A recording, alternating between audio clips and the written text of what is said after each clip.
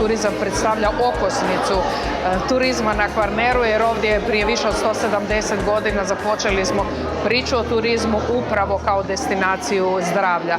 Tada je već bio velik niz klinika, međutim danas evo te klinike su zaista svjetski renomirane klinike, jedna od predvodnika su i Terme Selce. I drago nam je da i dan danas na našem terenu, na našem području funkcioniraju ovakve zdravstvene ustanove koje nude izvanrednu zdravstvenu uslugu, ali ovakve konferencije su izuzetno važne za neke nove spoznaje, za neke nove momente u toj vrsti posla. Moram reći da sam baš bila oduševljena kad sam čula da se održava ovakva jedna konferencija, odnosno kongres, jer malo je prilika da čujemo dobre prakse iz drugih tvrtki.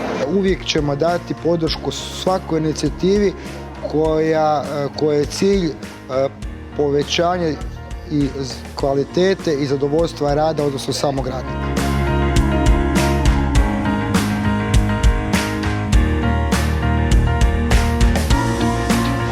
U Zagrebačkoj banci nama je stvarno najbitnije da imamo sretne, zdrave i motivirane radnike. To je naše najveće blago. I zato je Wellbeing strategija nešto što stvarno razvijamo iz godine u godinu i nadopunjavamo sa raznim benefitima. Tema je ne da je pogođena, nego top. Bez zadovoljnih radnika, bez dobrog radnog okruženja nema niti poslovnih uspjeha. Znači uvijek sve kreće zapravo od jedne. Ako nam je baza dobra, dno piramide, onda će i vrh biti zadovoljan. U današnje vrijeme je važno podržavati balans poslovnog od privatnog života zaposlenika. Najprije dobrom organizacijom posla, dobrom komunikacijom sa zaposlenicima na poslu. Mnoge tvrtke su u svoje strategije upravo uveli brigu o svojim djelatnicima i vidimo da su djelatnici zadovoljni. Ono što nas muči, da mnogi nisu svjesni da ta briga o djelatnicima će donesti radost rada i da će biti ključna za produktivnost, a i smanjenje troškova u obliku bolovanja.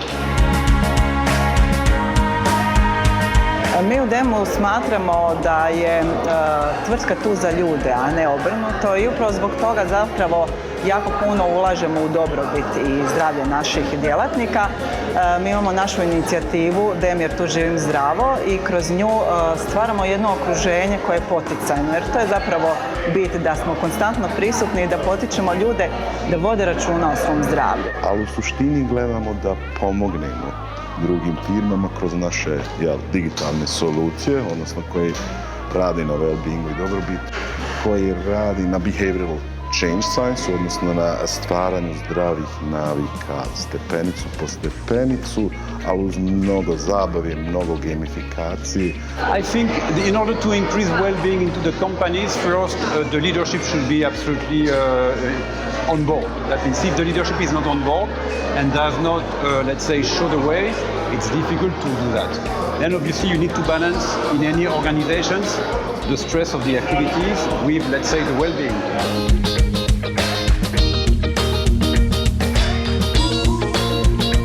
Cirkadijalni ritam normalnog čovjeka bi htio da 24 sata funkcioniramo, da radimo svojih 8 sati, da kad dođe vrijeme spavamo, kad je mrak, u skladu sa lučenjem hormona, prvenstveno melatonina, tako da je konkretno avijaciji propisano da se mora u sklopu zaštite na radu voditi brige o stresu i umoru radnika, ali i o korištenju psihoaktivnih supstanci i ono što je najvažnije o rasporedu rada radnika. Htio sam prenijeti da dugovječnost i zdrava prehrana nije nešto apstraktno i da nije potrebno biti restriktivan, odricati se puno, nego da se može puno napraviti uz male promjene, ali dugoročno.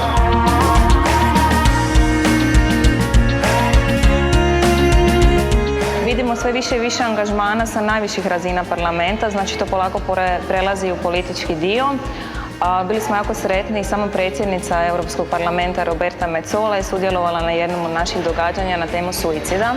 a svi znamo koliko je to jedna jako zahtjevna tema, tako da kad imamo takvu podršku, zaista je lakše implementirati i nekakve druge inicijative na možda manje osjetljive teme. I'm really glad to meet here a lot of people who are interested in paying attention to each other, to their co-workers, and we could change ideas about it the whole day long.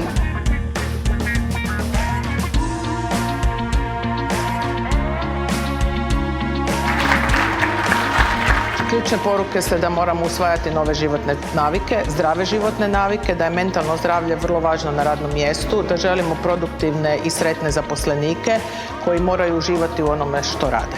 Atmosfera je bila odlična, otvorili smo mnoge teme i otvorila su se nova pitanja, ali i zaključci koji će se upravo iznijeti u memorandumu Selce 2023.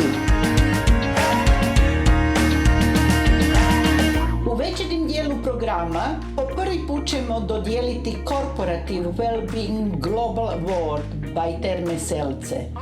Nagrade i priznanja za tvrtke koje njeguju kulturu brige o zdravlju i well-beingu djelatnika. Ovogodišnji dobitnici nagrada su predstavnici DM-a, Zagrebačke banke i Virgin Pulse. Čestitamo i vidimo se sljedeće godine.